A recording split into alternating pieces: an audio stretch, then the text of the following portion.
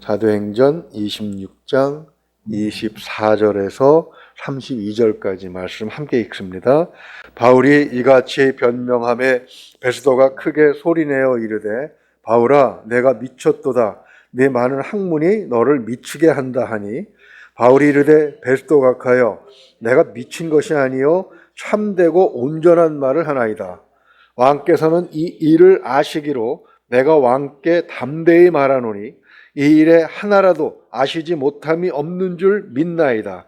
이 일은 한쪽 구석에서 행한 것이 아니니이다. 아그리빠 왕이여 선지자를 믿으시나이까? 믿으시는 줄 아나이다. 아그리빠가 바울에게 이르되 네가 적은 말로 나를 권하여 그리스도인이 되게 하려 하는도다. 바울이 이르되 말이 적으나 많으나 당신뿐만 아니라 오늘 내 말을 듣는 모든 사람도 다 이렇게 결박된 것 외에는 나와 같이 되기를 하나님께 원하나이다 하니라.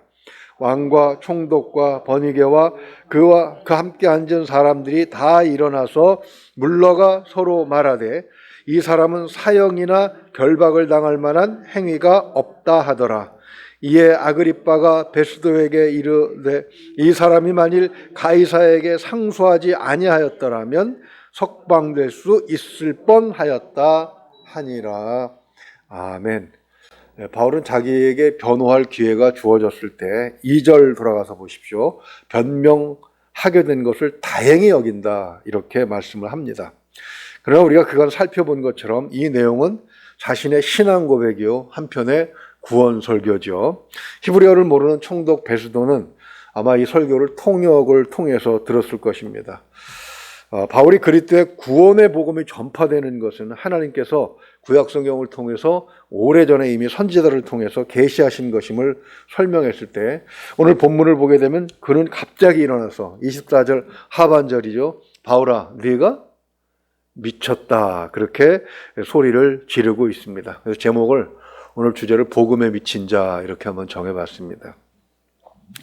로마의 고급 관리는 냉철합니다. 어떤 상황에서도 흥분하거나 분노해서 상황을 그르치지 않는 훈련을 쌓지 않고서는 한 지역의 왕이나 마찬가지인 그런 총독의 지위에 오를 수 없기 때문입니다. 그런 그가 큰 소리로 바울을 미쳤다고 한 것은 정말 미쳤다고 본 것인가? 아니면 다른 이유가 있는 것인가? 그렇게 우리가 질문 한번 해보고요. 바울은 25절을 한번 보십시오. 자신이 미치지 않고 참된 말을 하고 있음을 강조하고 있습니다. 미친 사람이 자기가 미쳤다고 얘기하겠습니까? 그렇게 볼 때 바울의 주장은 의미가 없는 것인가? 바울은 자신을 향해 미쳤다고 소리치는 베스도 총독의 말을 들었을 때 어떤 감정이었겠습니까? 지금 베스도는 어떤 입장이냐면 총독의 입장을 떠나서 재판관의 입장입니다. 그가 어떻게 판결을 내리느냐에 따라서 바울의 상황이 달라지는 거죠. 바울의 생사 여탈권을 틀어진 권력자가 바로 이 베스도인 것입니다. 신문을 받는 사람의 입장에서 그 재판관의 감정이 그래서 매우 중요하지요. 이 판결에 중대한 영향을 미칠 수 있기 때문입니다. 바울은 이 소리를 듣고 억울해서 미치지 않았다고 항변한 것인가? 아니면 다른 의미가 있는 것인가? 그런 질문도 추가적으로 해보려고 합니다. 바울의 상태에 대한 신문자와 그 방청석의 진단은 오늘 본문을 보게 되면 어떻습니까? 31절 보면 물러가 서로 말하되 이 사람은 사형이나 결박을 당할 만한 행위가 없다. 무죄라는 거죠. 예. 바울은 베스도에게 항변한 후에 아그리빠 왕을 향해서 자신이 미치지 않은 것을 확인해 줄 것을 요청하고 있습니다. 그것은 베스도가 하나님을 믿는 사람이 아니기 때문에 또 구약 성경이 하나님의 말씀이라는 것도 또 하나님께서 오래전에 이미 선지자들을 통해서 그리스도가 이 땅에 오실 것, 그래서 많은 인간을 구원하실 것을 예언했다고 하는 사실을 그는 믿지 않는 사람이고 구약 성경도 잘 읽지 않은 사람입니다. 그래서 나름대로 유대교에 정통하다고 생각되는 그런 참고인을 데려다가 앉혀 놓았는데 증인으로 앉혀 놓은 것이죠. 그게 누굽니까? 바로 아그리빠 왕이었습니다. 그에게 사실을 요청하는 것은 당연한 일이고 또 마땅히 재판관이 해야 될 일이겠죠. 그래서 결과는 어땠습니까? 앞에서 얘기한 것처럼 더 이상 재판을 지속할 이유가 없어진 것입니다. 그래서 30절 보게 되면 왕과 총독과 버니게 그와 함께 앉은 사람들이 다 일어납니다. 번역에는 그 아그리빠의 아내라고 얘기했죠. 다 일어나서 이제 가면서 무죄 판결을 내리는 것이죠.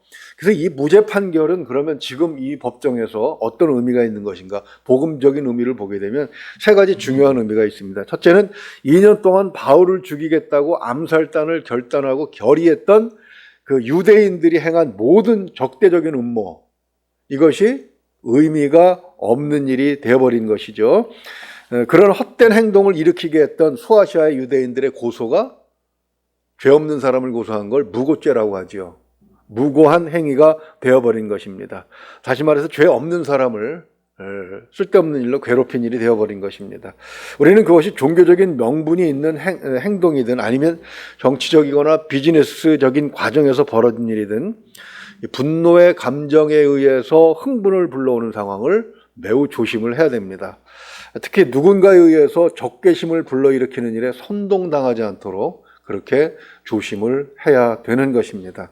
어제도 설교를 준비하면서 그런 분노, 적개심에 관한 사회적 현상에 대해서 한번 쭉 훑어봤는데, 그 코로나19 때문이기도 하겠지만 사람들의 이 신경이 굉장히 날카로워져 있다고 얘기합니다. 마치 바늘 한 번만 콕 찔르면 빵 터져버릴 풍선처럼 그렇게 부풀어 있는 상태이기 때문에 매우 조심해야 된다는 것이죠.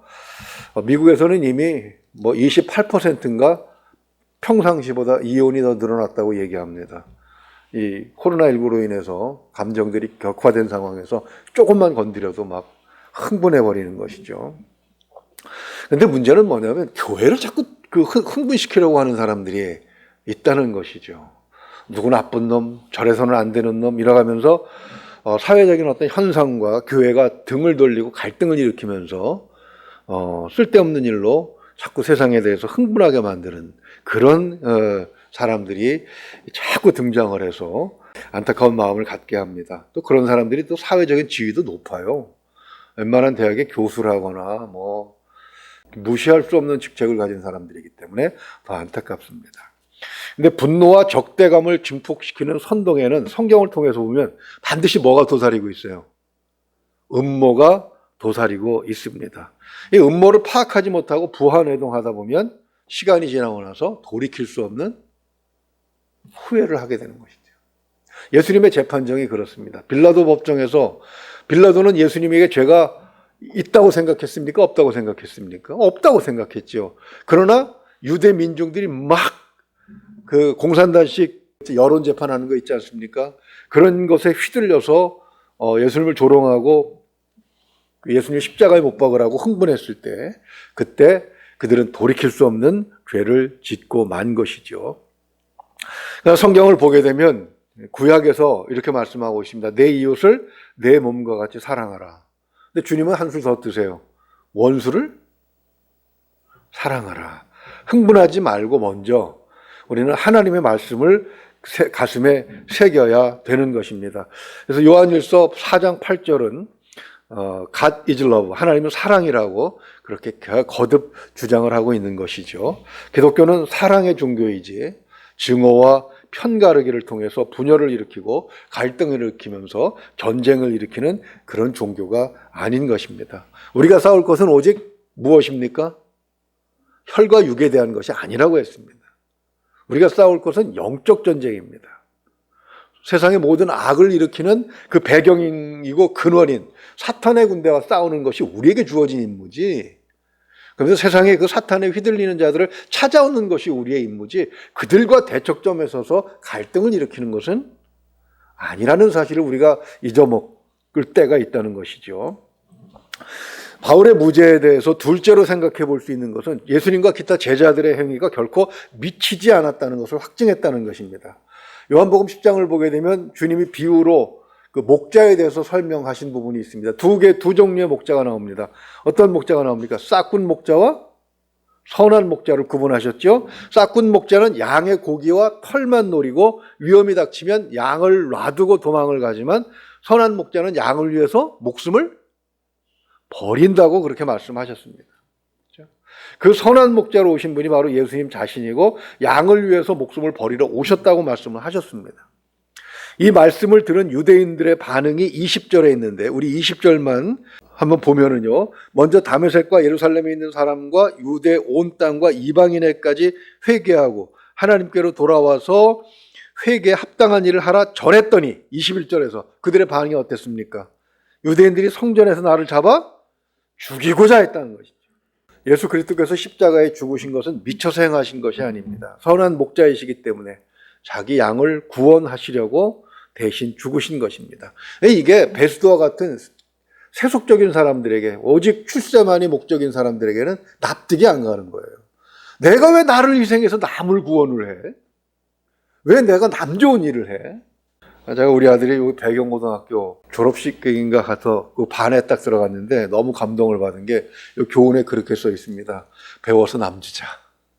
얼마나 멋진 구호입니까? 세상 사람들은 그게 이해가 안 되는 거예요. 무죄는 바로 예수님이 세상 사람들보다 훨씬 월등한 사고방식, 그런 의식을 가지고 있다는 그런 거룩함의 거룩함의 증거였다는 것이죠. 셋째로 이 무죄는 오늘날 우리로 하여금 예수에 미치는 것이 얼마나 은혜로운 일인가 하는 것을 알게 해준 것입니다. 저도 막 그렇게 해봤습니다만 직장에 다니면서 승진해 보겠다고 3일씩 잠을 안 자고 일을 하면서 신혼임에도 불구하고 보름씩 자청해서 출장을 다니고 그랬습니다. 첫 애가 태어나는데도 회사에서 일을 하고 있었는데 근데 그렇게 일을 해도 아무도 미쳤다고 하지 않았어요. 당연하게 여겨졌습니다. 근데 예수님을 위해서 남은 생을 살겠다 그리고 신대원에 들어간다고 그랬더니 다들 미쳤다고 했습니다. 가장 친한 친구가 그랬고요. 교회 고등부 동기가 첫 번째 하는 이야기가 뭐냐면 곱게 미쳐라. 그렇다고 해서 그때 제가 완전하게 신앙적으로 주님 앞에 무릎 꿇고 그런 것도 아니었습니다. 그냥 왔다 갔다 하면서 갈등하고 그랬던 것인데 소문에 의하면 걔가 완전히 미쳤다더라. LA에서 저보다 1년 선배가 전화가 왔습니다. 너 미쳤다며? 그렇게 전화가 왔어요. 신학대학 다니는데. 그때도 완전히 종으로 순종했다고 말할 수 없습니다. 지금 생각해보면 그런 평가를 받는 것이 얼마나 부끄러운지 모르겠습니다. 진짜 주님께 미쳐서 미쳤다는 소리를 들으면 덜 부끄럽고 자랑스럽겠는데 완전히 미치지도 않고 여전히 육신의 문제에 매달려서 땡깡이나 부리면서 하나님 왜 이러십니까 하고 불평이나 해대는 그런 형편없는 종이었는데도 불구하고 세상 사람들이 볼 때는 미쳤다고 평가해 주니까 정말 부끄럽더라고요. 그러나 본문을 보면서 위로를 많이 얻었습니다. 예수 믿고 겨우 은혜 꼬랑지를 붙들고 세상과 주님 사이를 오락가락하는 그런 실갱이를 하면서도 세상 사람들이 볼 때 미쳤다고 말하는 것, 그것은 무엇을 얘기합니까? 그만큼 서로 간에 가는 길이 다르다는 뜻이고 바라보는 방향이 다르다는 그런 의미인 것이기 때문이죠. 그래서 누가복음 17장 6절을 보게 되면 주님께서 너희에게 겨자씨 하나만한 믿음이 있었더라면 이 뽕나무더러 뿌리가 뽑혀 바다에 심기어라 하였을 것이요 그것이 너희에게 순종하였으리라 하고 말씀하신 것, 그 의미가 바로 이것이구나라는 것을 깨닫게 되었습니다. 겨자씨만한 믿음을 가진 초신자도 세상이 볼 때는 미쳤다고 한다는 것을 생각해보면 주님께서 그런 자들을 얼마나 귀하게 여기시는지를 우리는 이해를 해야 합니다. 교회마다 아직 덜 교인화된 겨자씨만한 믿음밖에 없는 사람들이 많이 있을 것입니다. 그들은 때때로 교회와 세상을 구분하지 못해서 일꾼이 되기 전에 먼저 무엇이 됩니까? 일감이 됩니다. 그러나 사랑하고 돌보아야 될 이유가 거기에 충분히 있는 것이죠. 그렇다고 그들을 내치고 미워하고 그러면 교회 안에서 남아있을 사람이 하나도 없을 것입니다. 세상에서 볼 때 그들은 주님께 미친 자들이기 때문에 그렇습니다. 근데 이렇게 미친 자, 바울이 있는 반면에 또 반면에 그 바울을 둘러싼 많은 사람들은 어떤 사람들이에요? 어떻게 그 사람들을 하나로 묶어서 설명할 수 있겠습니까? 구원의 기회를 잃어버린 자들이라고 말할 수 있습니다. 아그리빠 왕에게 주어진 기회를 많은 발로 차는 거지요. 아그리빠 왕에게 바울이 자신이 미친 것이 아니라는 사실을 말하고 있다는 것을 이제 확인해달라고 했을 때 그 안에 세 가지 이유가 있습니다. 첫째는 예수님께서 제자들과 함께 복음을 전하시고 병을 고치시고 십자가에 못 박혀 돌아가신 뒤에 부활하신 것은 은밀히 이루어진 사건이 아니라는 것입니다. 적어도 예루살렘에 사는 모든 사람들은, 또 정치가들은 예민하게 바라보았던 것이고 공개적으로 이루어진 일이기 때문에 유대교의 전문가인 아그리빠가 그것을 모를 리가 없는 것이죠. 둘째는 아그리빠는 구약 성경을 알고 있는 사람이었기 때문입니다. 그래서 바울은 27절에서 뭐라고 얘기합니까? 아그리빠에게 선지자를 믿으시나이까? 믿으시는 줄 아나이다 라고 하면서 자신이 미친 것이 아니라 기록을 가지고 얘기한다는 사실을 확인해 달라. 그러니까 당신이 여기 그 증인으로 섰으니까 증인의 역할을 제대로 해달라 이렇게 요구하고 있는 것이죠. 셋째는 그 아그리빠는 바울의 말에 반박할 수가 없었기 때문입니다. 즉 바울이 말하는 것이 사실이었기 때문입니다. 그러면 네 말이 맞다. 그러니 이제 내가 어떻게 해야 하겠는가 이렇게 질문을 해야 되는 거죠. 자, 나도 그런 얘기를 알고 있었는데 네 설명을 들어보니까 네 말이 맞다. 그러면 내가 어떻게 해야 되겠는가 이렇게 질문을 해야 되는데 이 질문에 대해서 그러니까 이렇게 질문한 사람들은 어떤 결과를 가져왔냐면 사도행전 2장 27절을 보게 되면 성령 충만한 베드로와 나머지 120문도가 예루살렘 거리로 뛰쳐나가서 복음을 전할 때 그 이야기를 듣고 사람들이 뭐라고 질문합니까? 형제들아, 그러면 우리가 어떻게 할꼬? 그럴 때 그들은 구원을 받습니다. 하루에 3,000명씩 주 앞으로 돌아왔다고 성경이 기록하고 있습니다. 하나님께서는 바울을 보내셔서 아그리빠 왕에게 구원의 문을 활짝 열어주셨지만 안타깝게도 아그리빠는 스스로 그 문을 닫아버리고 마는 것이죠. 베스도 총독도 역시 마찬가지입니다. 그가 미쳤다고 소리쳤을 때 그것은 그에게 하나님의 피조물로서 남아있는 영의 흔적이 흔들린 것이라고 봐야 됩니다. 왜냐하면 그의 의식으로는 바울이 미쳤다고 할 수 없기 때문입니다. 그는 왜 그러냐면 바울을 누구에게 보내야 돼요? 황제에게 보내서 황제 재판을 받게 해야 됩니다. 그런데 미친 사람을 보내면 어떻게 돼요? 오히려 황제에게 낙인이 찍히겠죠. 미친 사람을 나한테 보내서 재판받게 하느냐? 이렇게 그 평가를 받기 때문에 미친 사람을 결코 보낼 수 없는 것입니다. 바울이 미치지 않았다는 것을 누구보다도 잘 아는 사람이 바로 베스도였던 것이죠. 그런데도 그렇게 말할 수밖에 없던 것은 그의 의식과 다르게 그의 영이 진리 앞에 무릎 꿇으라고 그를 자꾸 끌어내리고 있는 것이었어요. 그러나 그는 그 하나님의 부름을 외면하고 있는 것입니다. 그 다음에 또 한 무리의 사람들이 있었습니다. 누굽니까? 유대 유지들이죠. 대제사장을 비롯해서 유대 높은 자들이 함께하고 있었습니다. 그들 또한 자신들의 요구가 터무니없는 것임을 바울의 설교를 통해서 확인했습니다. 그래서 31절에 결론에 동의하고 아무 불평도 못하고 흩어지는 거예요. 무려 2년 동안을 죽이겠다고 암살단까지 결정을 하고 죽이기 전에는 밥도 안 먹겠다, 물도 안 마시겠다 그렇게 했던 사람들인데 이 재판의 결과에 아무런 소리도 못하고 일어나서 지금 돌아가고 있는 것입니다. 그들은 그런데 왜 못 받아들이는가? 그들은 제사장이고 유대 여호와 종교의 윗자리를 차지하고 있지만 사실은 어때요? 하나님을 믿는 믿음이 없는 사람들이었던 것입니다. 그들에게 있어서 종교는 자신들의 지위와 특권을 유지해주는 그런 배경일 뿐이지 신앙의 대상이 아니었던 것이죠. 바울은 비록 잘못 믿었어도 진실로 하나님을 믿었기에 빛이 비추었을 때 거듭날 수 있었지만 안타깝게도 종교를 하나님을 그저 자신의 출세와 치부의 배경으로 그런 수단으로 삼은 사람들은 기회가 주어졌을 때 기회를 붙잡을 수 없었던 것입니다. 우리는 이것을 경계해야 합니다. 교회는 그리스도를 믿는 믿음 때문에 다니는 것이지 그 외의 것은 부수적인 것임을 명심해야 합니다. 얼마 전에 영국의 그 세계 3대 바리톤 대회가 열렸는데 한국 사람이 우승을 했습니다. 그런데 놀랍게도 심사위원들이 그 사람의 노래를 듣고 눈물을 흘릴 만큼 감동을 받았습니다. 김기현이라는 사람인데, 근데 그 사람은 누구냐면 고등학교 3학년 때까지는 그냥 시골 교회에서 성가대 하던 사람이었어요.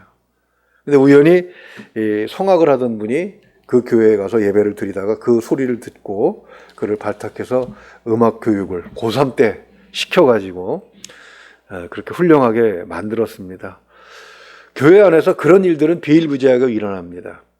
그러나 그것은 부수적인 거지 그것이 목적이 되어서 교회를 다니는 것은 아니라는 것이죠. 본말이 전도되어서는 안 되는 것입니다. 근데 유대교의 지도자들은 바로 그렇게 교회를 다니고 있는 것입니다. 말씀을 정리하죠. 아그리빠는 최종적으로 베스도에게 바울의 혐의가 없음을 조언합니다. 최종 판결은 베스도가 해야 하기 때문에 그는 바울이 황제에게 상소하지 않았다면 석방될 수도 있을 뻔했다라고 얘기합니다. 그렇게 마무리한 이유가 무엇이겠습니까?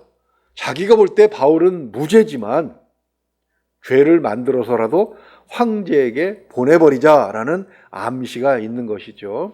바울이 예루살렘에 남아서 자신들이 확인한 도를 전하고 다니면 자신들의 처지가 점점 더 궁지에 몰리기 때문입니다. 여기서 그들이 왜 복음을 받아들이지 못했는지 확실한 이유가 드러납니다. 불편한 거죠. 진리대로라면 그들은 현재 삶을 버리고 바울처럼 하나님께로 돌아와야 합니다. 그러나 현실의 삶이 너무 소중했기 때문에 버리지 못하는 것이죠. 그들은 하나님을 누구보다도 잘 믿는다는, 외형적으로는 그렇게 자타가 공인하는 사람들이었습니다. 그럼에도 불구하고 하나님의 부르심을 그들이 외면하고 있는 것입니다. 우리도 때때로 하나님을 믿는다고 하면서 삶의 어떤 부분에서는 고집스럽게 하나님께 순종하기보다는 세상의 길, 세속적인 길을 따르는 그런 일들이 있을 수 있습니다. 바울처럼 미치지 않으면 유대교의 높은 사람들처럼 하나님께서 주신 영생의 기회를 놓칠 수도 있다는 사실을 우리는 잊어서는 안 될 것입니다. 신앙 외적인 것, 주님께서 우리를 구원하시기 위해 십자가에 못 박혀 돌아가셨다는 것, 그것 외에 그것보다 더 다른 것들을 그 위에 올려놓게 되면 우리는 유대교의 지도자들과 다를 바가 없는 것이죠. 하나님의 아들이 나를 구원하시기 위해서 죽으셨다는 이 사실 하나를 붙들고 오늘 살아갈 때 하나님께서는 우리를 영광스럽게 붙들어 주실 것입니다. 항상 진리 가운데 살게 해주실 것입니다. 쓸데없는 일에 선동당해서 분노하거나 갈등하지 않게 해주실 것입니다. 간혹 휩쓸린다고 해도 하나님께서 건져 주실 것입니다. 항상 현명하고 지혜로운 삶을 사는 우리 모두가 될 수 있기를 주님의 이름으로 축원을 드립니다. 은혜로우신 하나님 감사합니다. 우리 가족들 또 우리가 아는 모든 분들이 건강과 또 믿음에 있어서 여전히 어려운 시기를 잘 지나게 하심을 감사합니다. 또 하는 일마다 하나님께서 함께 하셔서 형통케 하시고 소망을 갖게 하신 것도 감사합니다. 하나님 아버지, 이 코로나19가 지나고 난 다음에 이렇게 살아남은 우리가 하나님의 일에 더 크게 쓰임받기를 소망합니다. 바울처럼 복음에 미쳤다는 소리를 들을 만큼 그렇게 하나님의 온전한 진리 앞에 바로 서게 하시고 그 빛으로 세상을 비추는 온전한 삶을 살아갈 수 있도록 하나님 도와주시고 인도하여 주시옵소서. 하나님의 말씀을 믿는 자들에게 하나님의 약속하신 모든 것들이 오늘 하루 우리에게 충만하게 성취되기를 소망합니다. 우리의 기도 가운데 있는 우리의 가족들과 친척들과 친지들과 동료들에게도 하나님의 은혜가 넓게 퍼질 수 있도록, 그리고 그들 중에 많은 사람들이 주 앞에 돌아올 수 있도록 하나님 항상 함께하여 주시옵소서. 감사하고 믿고 의지하오며 우리 주 예수 그리스도 이름으로 기도하옵나이다. 아멘.